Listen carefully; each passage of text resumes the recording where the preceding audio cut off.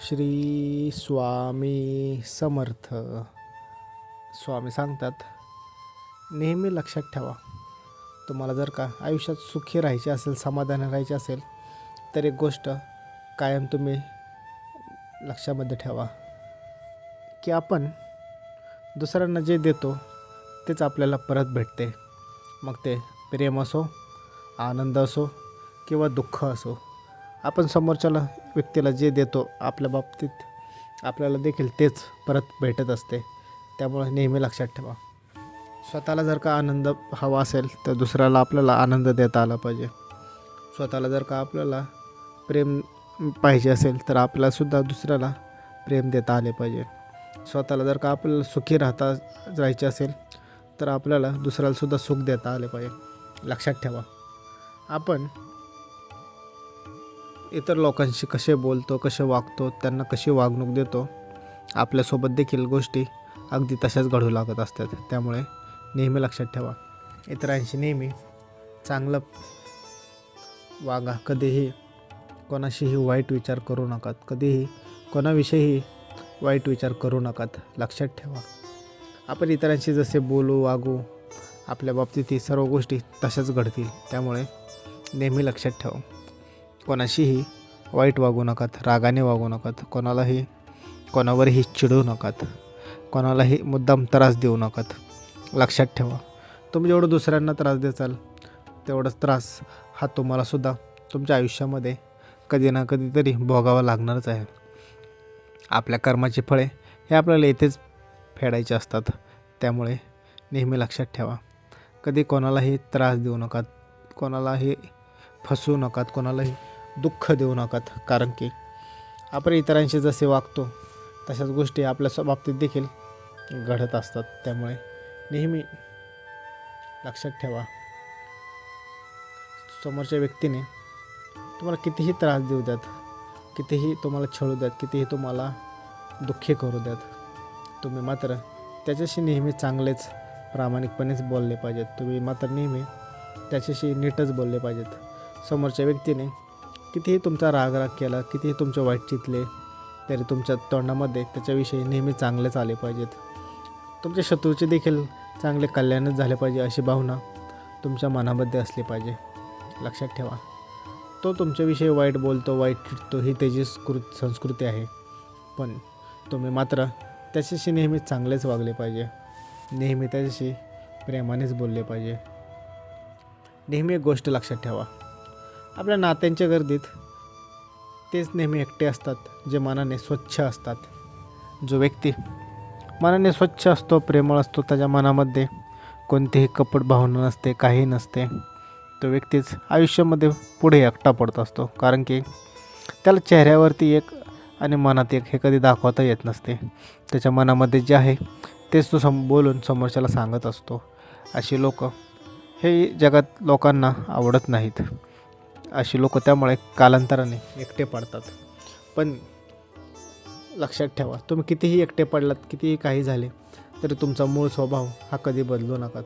तुमचा मूळ सत्याचा स्वभाव हा कधीच बदलू नका. लक्षात ठेवा, सत्य लोकांना पचवणं अवघड असतं, म्हणून तो व्यक्ती एकटा बाजूला राहतो. पण सत्य हे कधीही चांगलेच. खोट्याचा आधार घेऊन जगत राहण्यापेक्षा सत्य बोलून बाजूला झालेले कधीही चांगलेच.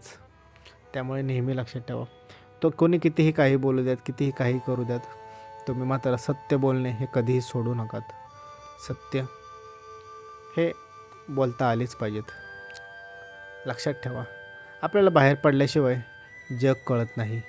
मी पण सोडल्याशिवाय माणसं जुळत नाहीत. कोणासाठी धावून गेल्याशिवाय माणुसकी उजळत नाही. कष्ट केल्याशिवाय सुखही मिळत नाही आणि चांगले विचार असल्याशिवाय आयुष्यही घडत नाही. त्यामुळे आपल्याला जर का आपले आयुष्य चांगले घडवायचे असेल, आयुष्य आपले सुखी करायचे असेल, तर आपल्याला आपले विचार हे देखील तसेच चांगले करता आले पाहिजेत. जो व्यक्ती नेहमी सतत चांगला विचार करतो त्याच्या बाबतीत त्या जीवनामध्ये सर्व काही चांगल्याच गोष्टी घडतात. पण जो व्यक्ती नेहमी नकारात्मक विचार करतो, नेहमी चुकीचा विचार करतो, त्याच्या जीवनामध्ये सर्व गोष्टी या चुकीच्याच घडत असतात. त्यामुळे नेहमी लक्षात ठेवा, आपण जसा विचार करतो, जसे बोलतो, आपल्या बाबतीत अगदी तशाच गोष्टी या घडू लागतात. त्यामुळे आपण चांगले विचार केले तर आपल्या आयुष्यात देखील सर्व काही चांगलेच घडेल. त्यामुळे नेहमी चांगला विचार करत चला.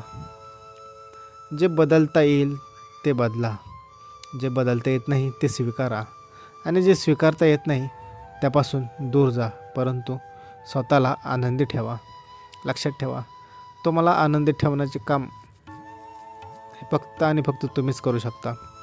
आपले विचारच असतात जे आपलं आनंदी किंवा दुःखी हे ठरवत असतात. त्यामुळे आपले विचार नेहमी सकारात्मक ठेवा. प्रत्येक गोष्टीमध्ये आपल्याला काही ना काहीतरी चांगली गोष्ट दिसलीच पाहिजे. कोणत्या ना कोणत्या गोष्टीमध्ये आपल्याला आपला आनंद हा दिसलाच पाहिजे.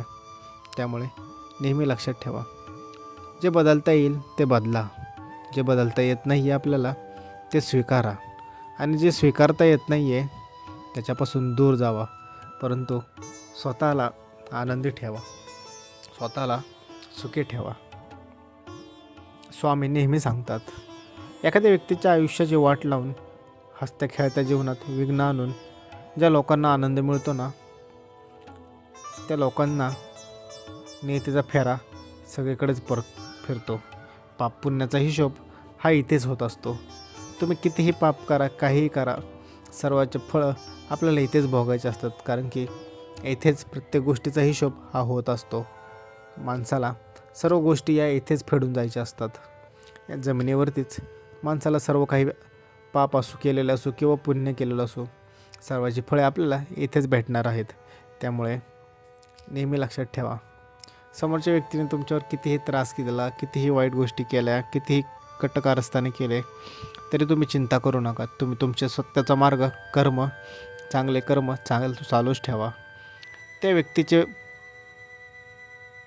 त्यांनी जर तुम्हाला त्रास दिला, जो तुम्हाला छळले, त्याची शिक्षा त्याला इथेच होणार आहे. त्याच्यापासून कोणीही सुटत नाही. त्यामुळे तुम्ही त्याची चिंता करू नका. तुम्ही आपले कार्य हे प्रामाणिकपणे चालू ठेवा.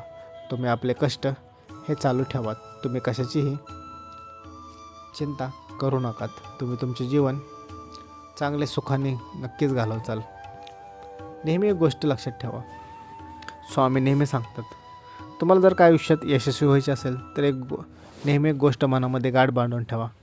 अडचणी हे आपल्या आयुष्यात नव्हे तर आपल्या मनामध्ये असतात. ज्या दिवशी आपण आपल्या मनावरती विजय मिळवतो त्या दिवशी आपोआप मार्ग निघेल. ज्या दिवशी आपल्याला वाटते की आता सर्व काही संपले, आता काहीच राहिलं नाही, त्या दिवशीच एक नवीन रस्ता हा आपल्यासाठी चालू होत असतो. त्यामुळे नेहमी लक्षात ठेवा, अडचणी हे आपल्या आयुष्यामध्ये नसतात तर त्या आपल्या मनामध्ये असतात.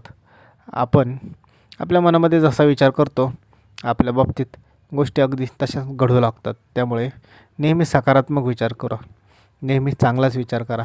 तुमच्या बाबतीतही सर्व काही हे चांगलेच घडेल. श्री स्वामी समर्थ.